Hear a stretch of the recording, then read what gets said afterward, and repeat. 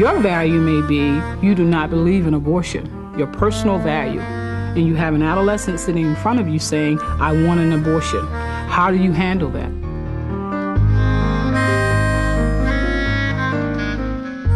And if we do things more quote-unquote efficiently, are we actually providing more effective services, or are we just doing less?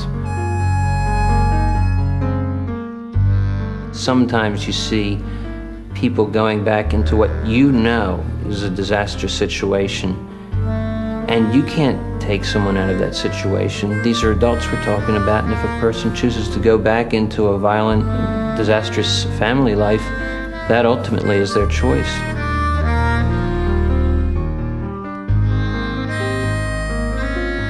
You have to know yourself. Absolutely must know who you are, because you have to know what you're bringing to the table and what's moving you and what your passions are and how they affect how you do what you do.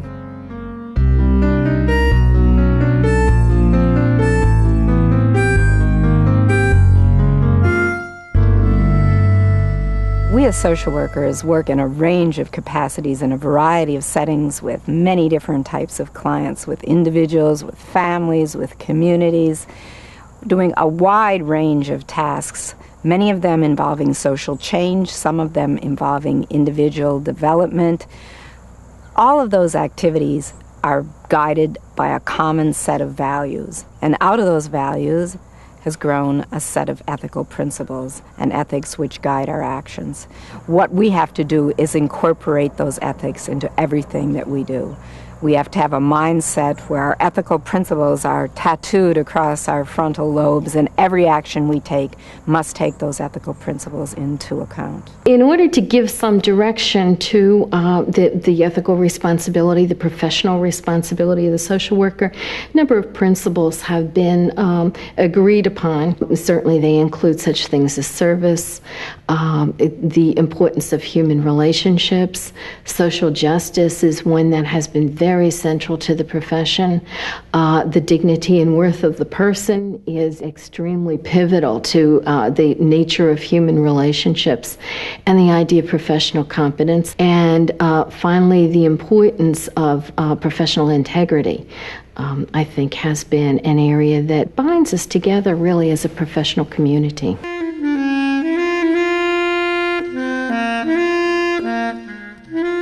Sometimes it sounds very easy. You have a code of ethics and you have a mission to carry out, but many times conflicts can arise because as practitioners, we have a responsibility to clients, we have a responsibility to agencies, we have a responsibility to our coworkers, we have a responsibility to the overall profession.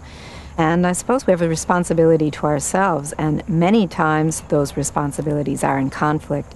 Many times we're confronted with an ethical dilemma. Where do our allegiances lie? Do they lie with the client, with the agency, with ourselves?